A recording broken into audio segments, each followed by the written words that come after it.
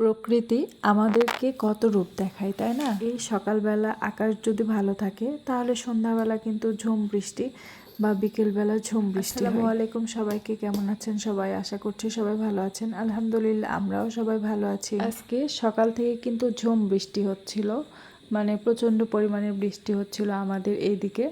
তো বৃষ্টির দিন কিন্তু ভালো লাগে, কিন্তু একদিক দিয়ে ভালো লাগে আবার একদিক দিয়ে কষ্ট লাগে।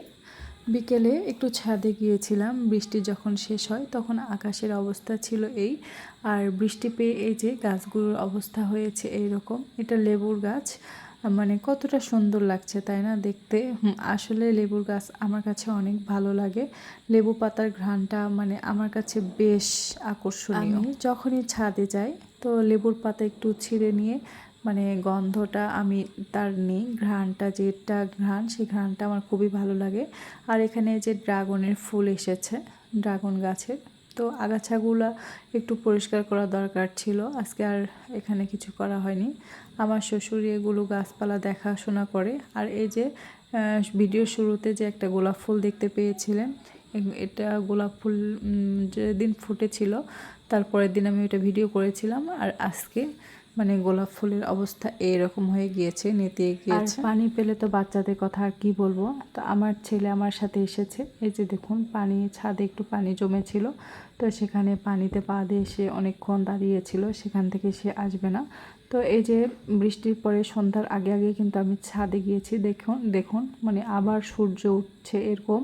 তো অনেকক্ষণ আমি ক্যামেরা মানে ধরে রেখেছিলাম যে সূর্য ওঠে নাকি দেখি, যে শেষ পর্যন্ত কিন্তু এই এতটুকু সূর্যই উঠেছে। আজকে যেহেতু আবহাওয়া একটু খারাপ ছিল, তো দুপুরে ভাত রান্না করেছিলাম, ভাত, গরুর মাংস আর গরুর মাংস আলু দিয়ে রান্না করেছিলাম। আলু খেতে আমার খুবই ভালো লাগে, মাংসের মধ্যে একটু আলু না দিলে মানে ভালো লাগে না। আমি আলু দিয়েও খাই, আলু ছাড়াও খাই।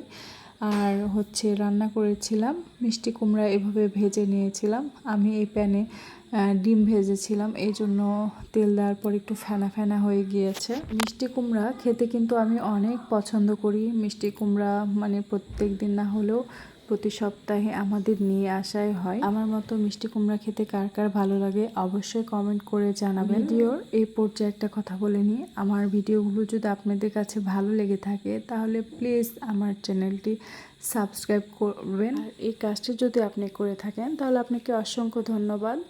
আর এই যে রাতের বেলা শুধু খিচুড়ি রান্না করেছিলাম, খিচুড়ি, আলু ভর্তা, আর হচ্ছে যে দুপুরের যে মাংসটা ছিল সে মাংস। ভিডিওতে একটি কমেন্ট করবেন এবং সুন্দর করে একটি লাইক দিবেন, যেন আপনার লাইক দেওয়ার মাধ্যমে আমার ভিডিওটি অন্য আরও কারো কাছে পৌঁছে যায়। আর এই কাজটি যদি আপনি করে থাকেন তাহলে আপনাকে অসংখ্য ধন্যবাদ। আমার মতো খিচুড়ির সাথে আলু ভর্তা খেতে কে কে পছন্দ করেন অবশ্যই সেটা কমেন্ট করে জানাবেন।